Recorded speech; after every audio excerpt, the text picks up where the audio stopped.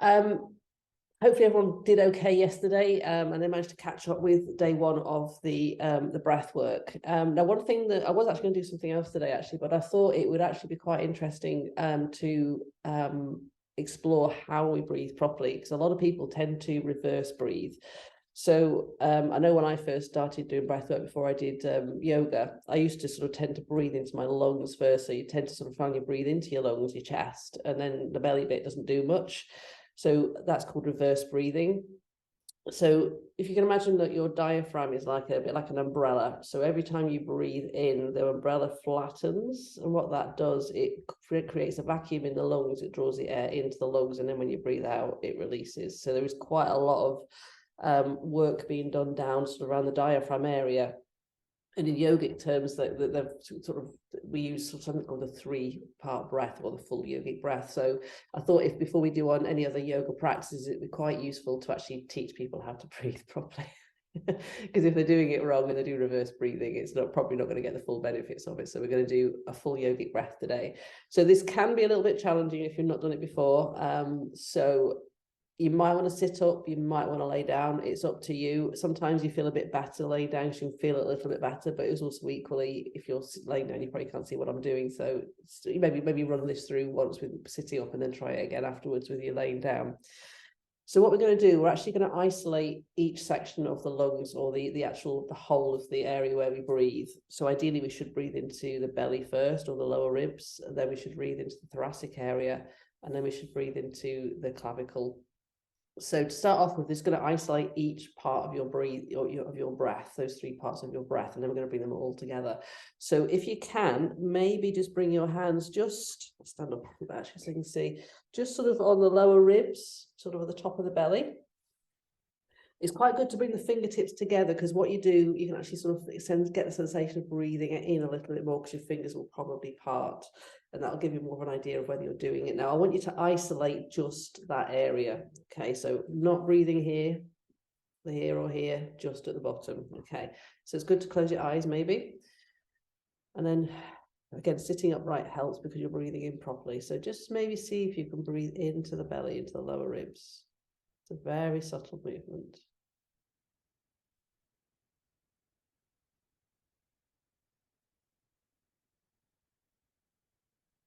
I get the belly to be soft and relaxed.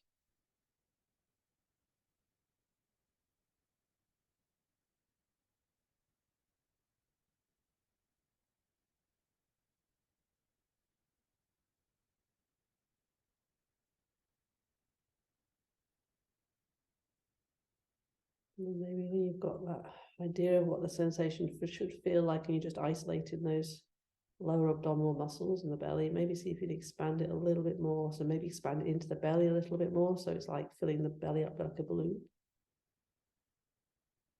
and then releasing the belly back towards your spine. So we're not breathing into anything else, just the belly.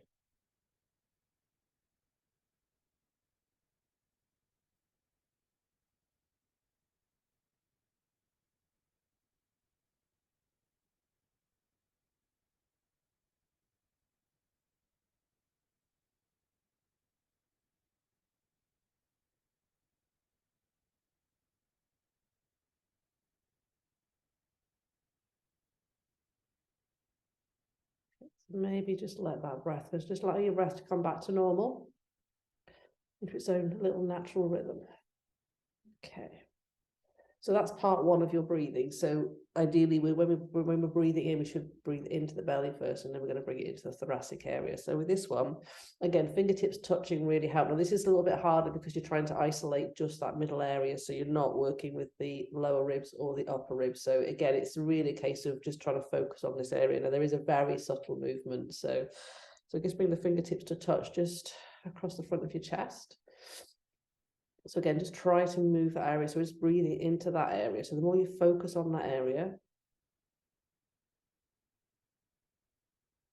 should feel the chest rising and falling.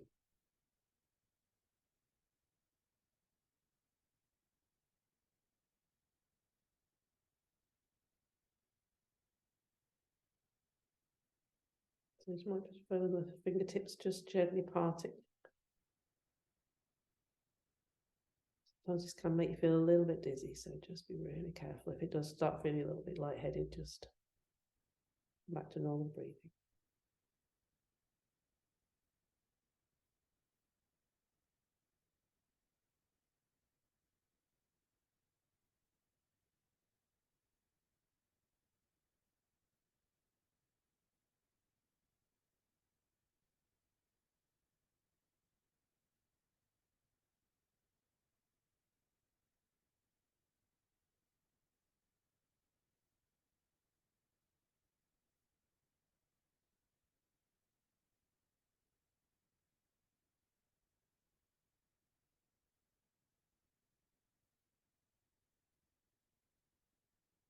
And then very slowly, just allow the breath to come back to normal. So just drop your arms down.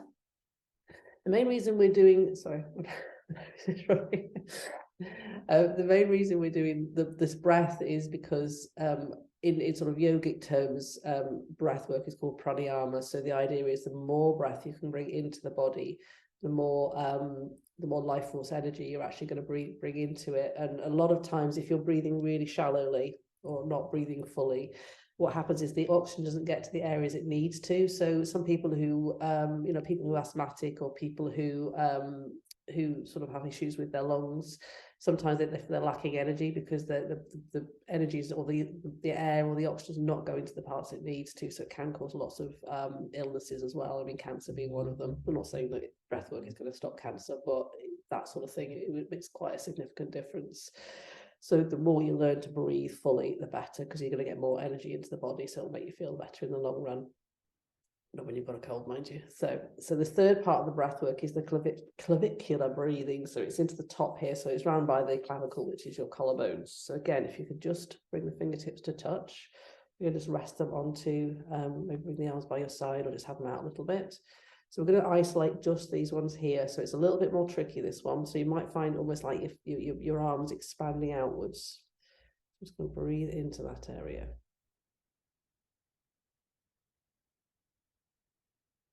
It's a really subtle movement.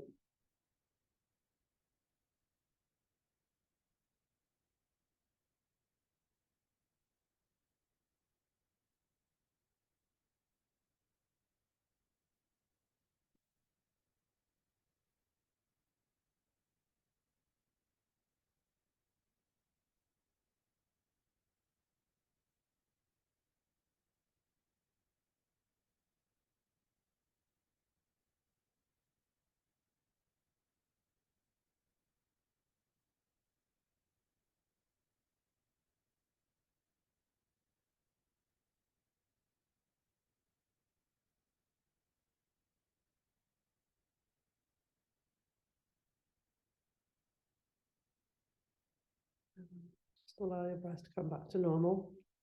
So we tend to use the clavicular type breathing when we do something like exerting ourselves, like, if you're doing running or anything like that, we tend to breathe a lot more up here because it just draws the energy in really, really quickly. It's a really efficient way of drawing energy into your body.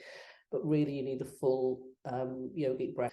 You really need the full expanse of that breathing, because you've got all this massive breathing apparatus, you might as well use it. So now we're going to bring all those three parts together. Okay, so what I tend to find is easier is bringing the hands into each different part as we're breathing in. It just, again, brings your awareness to those different parts. So we're going to start off just bringing the hands onto the lower ribs. Once again, just relax your body. So make sure you're nice and upright, or laying down works as well. We're going to breathe into the belly first, into the lower ribs. So feel those ribs expanding. When you feel you can't breathe in anymore, just bring the hands up to the thoracic area. Breathe a little bit more in. And then when you feel you can't breathe anymore there, bring the hands to the clavicle area. Breathe in a little bit more. And as you breathe out, you need to breathe out from the top down. So just release from the clavicle. Release from the thoracic area. And then release from the lower ribs. Just use this breath in your own time. So breathing in from the belly. Thoracic. And the upper ribs. I mean, if you breathe faster or slower after we did that test yesterday, you may find that you're moving a little bit faster between each section, which is fine. So don't worry too much. This will slow your breath down anyway, because you're doing a lot of thought about it.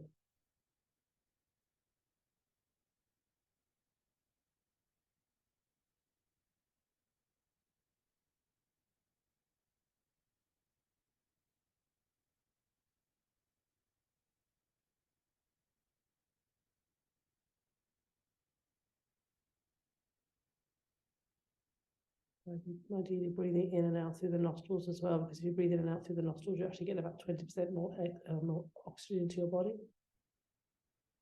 If you can't breathe into your nose, obviously your mouth is just as good, but the air tends to be colder. It doesn't filter the air so well.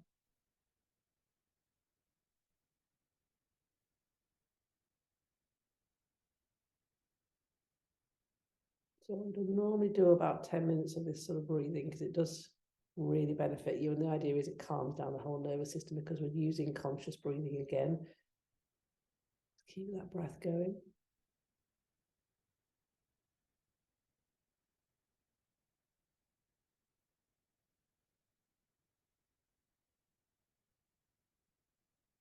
One last one together.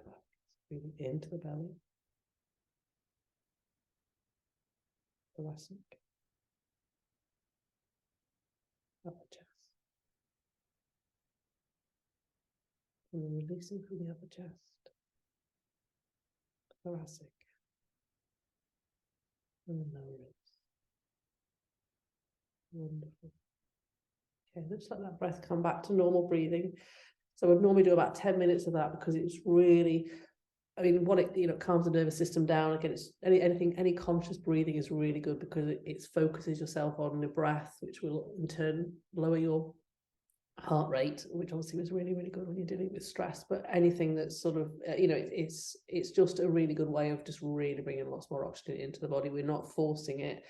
We're just allowing it just to use the whole of your lungs, basically, that we don't tend to use very often. So